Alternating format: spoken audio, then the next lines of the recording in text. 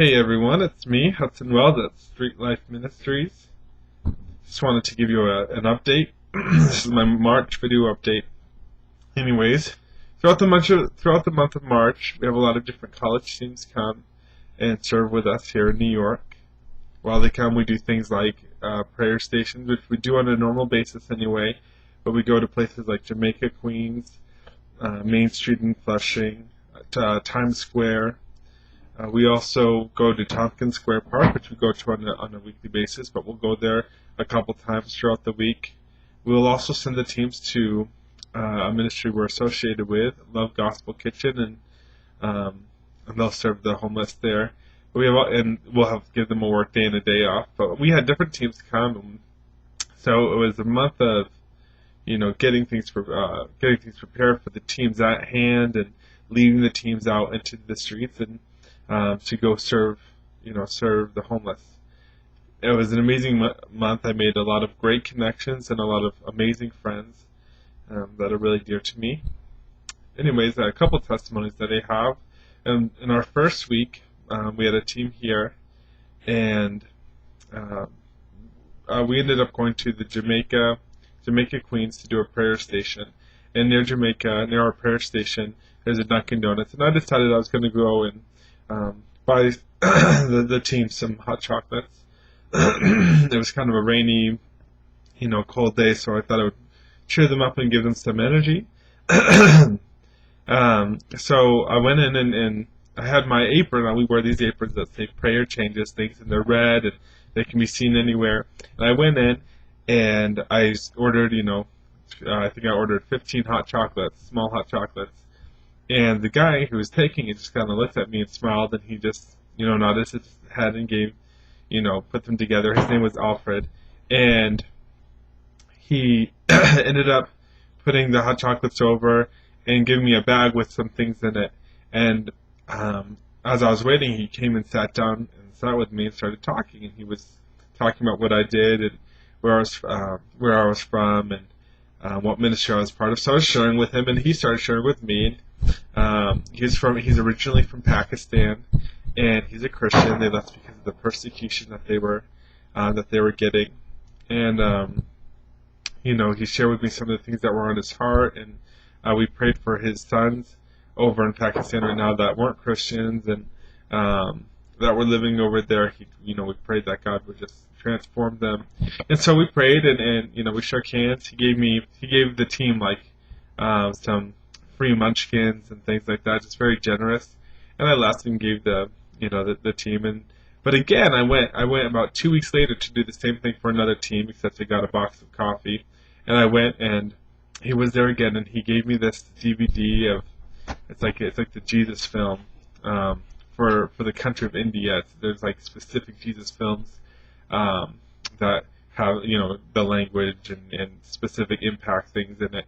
And we were only able to talk for a minute, but we prayed for each other, and it was just so amazing. I was just so blessed to have someone I don't even know, just to create a connection and be able to meet, serve this guy while he, is also extremely generous to our team. But yeah, it was really awesome meeting him. His name is Alfred. If you ever feel about praying for him, it's Jamaica Queens. Also, another testimony I have is when we were at Tompkins Square Park. I was standing around. I wasn't doing any specific duty that day, like handing out clothes or taking care packs. I was just going around and praying with people and talking with people. And there was this one woman who went up and she asked for a care package. And when she asked, normally someone will just come and ask and we'll give it to them. She came and you could just tell she was broken and almost crying. Can I have a care package? I just really need that. I wouldn't normally ask. And she walked away and can I get some socks?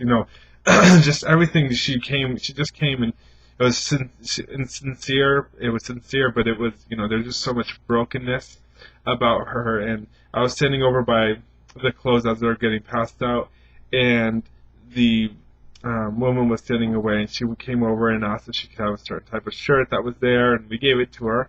And I finally decided to go over and talk to her I went over and asked her name, and her name's Michelle, and she's been homeless for a little bit and has some real issues with her father, and um, is living on the streets, and just not in a good situation. Um, just as I was talking to her, I was feeling really broken, and I was praying. I prayed with her for only a couple minutes, um, but again, it was just a blessed meeting time. And I just I'm continuing to pray for her because I just know that God wants to pour out His love to her. It broke my heart to see her so broken, and I'm so full of mercy for people, and I love when I see someone in that situation that's just so broken and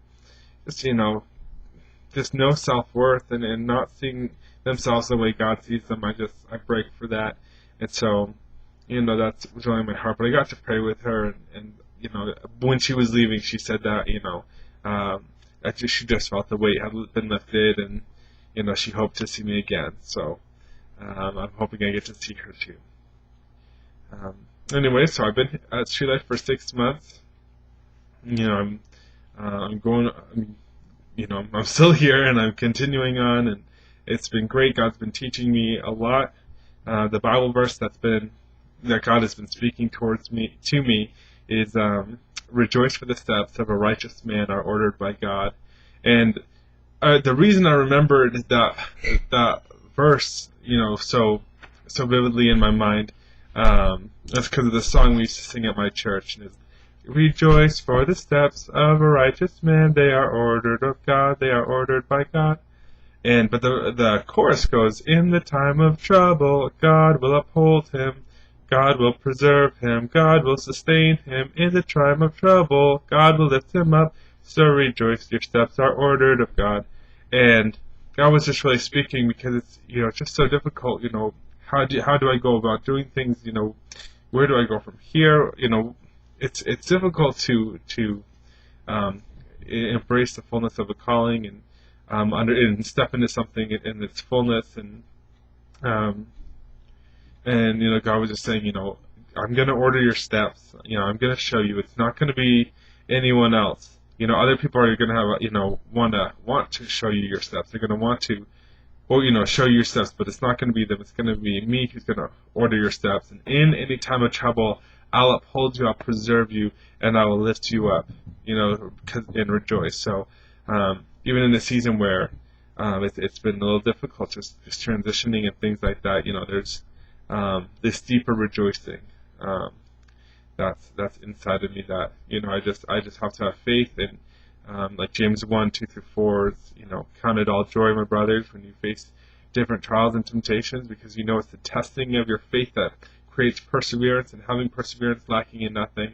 And that God's just saying you're going to lack nothing, if you have joy and continue to follow my steps. So thank you all for watching, and for your support.